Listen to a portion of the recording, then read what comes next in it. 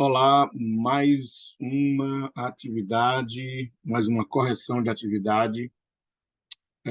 Desta feita a atividade 0101 de contabilidade avançada. Bom, primeira questão fala em relação ao termo consolidação das demonstrações contábeis, dê seu conceito. Aí você vai conceituar o que é consolidação, né? Acompanhando o que está no material. É uma técnica contábil que consiste na unificação das demonstrações contábeis da empresa controladora e de suas controladas, visando apresentar a situação econômica e financeira de todo o grupo como se fosse uma única empresa. Ok? Segunda questão, cite as três principais características que definem a consolidação. Primeira é adotada em muitos países. Segunda, importante para as empresas que captam recursos por emissão de ações. E terceira, o único meio de se conhecer a real posição financeira de um grupo empresarial. Terceira questão mostra o que objetiva a realização da consolidação de balanços, ou seja, os seus objetivos. Apresentar demonstrações financeiras de duas ou mais sociedades como se fosse uma única entidade.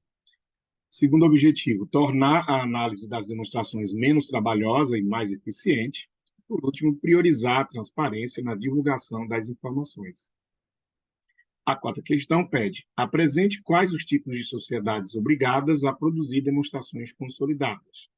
E aí você vai listar todas as sociedades, né, seguindo a ordem colocada na apostila. Né? Primeiro foram as sociedades anônimas de capital aberto, que operam com investimentos em sociedades controladas.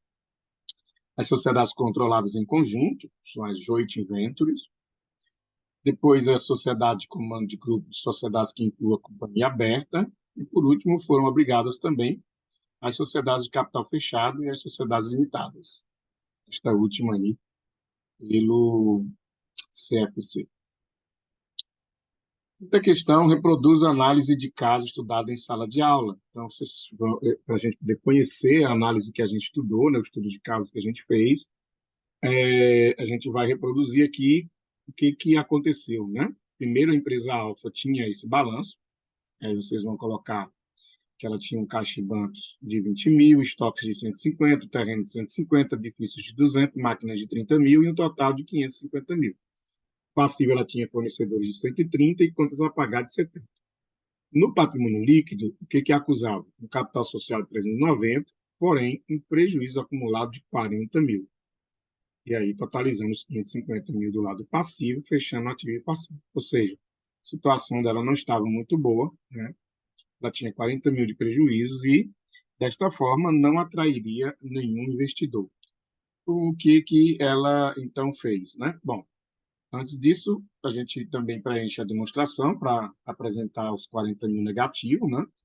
Ela teve vendas de 600, deduções de 40, com uma receita líquida de 560, tirou os custos das mercadorias de 400 e tinha um lucro bruto de 160. Só que quando foi computar as despesas operacionais, ela ficou maior do que os 160 em 40 mil, 200 mil reais. E aí, restou um prejuízo líquido do exercício de 40 mil.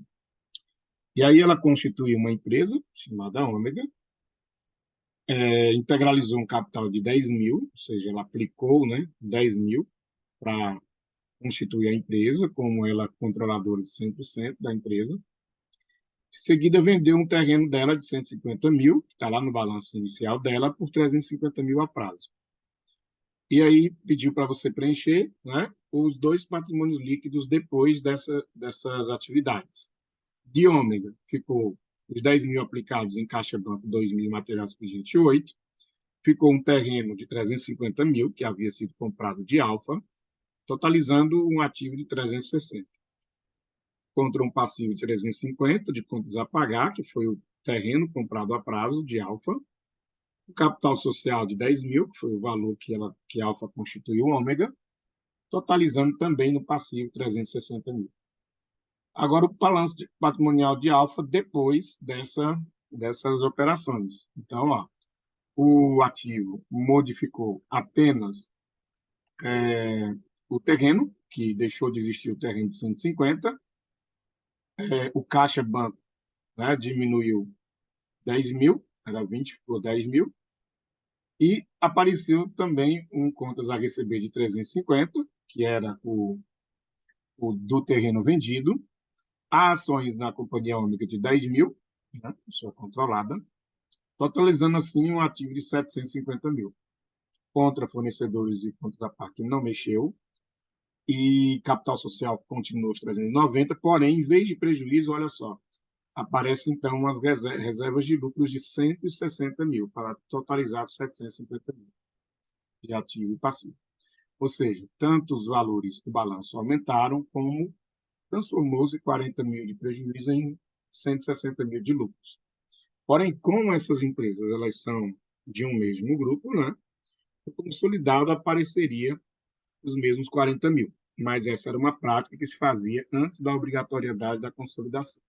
E aqui a gente está só demonstrando o nosso estudo de caso. Está aqui o resultado do exercício, ó, que passou de 40 mil para 160, por quê? Depois do prejuízo operacional de 40 mil, veio outras receitas, que seria a receita da venda do terreno por 350, e outras despesas, que seriam o custo, ou seja, quanto custou o terreno por 150. Daí, finalizou um lucro líquido do exercício de 160 mil reais. Certo? Então, está aí, era essa atividade.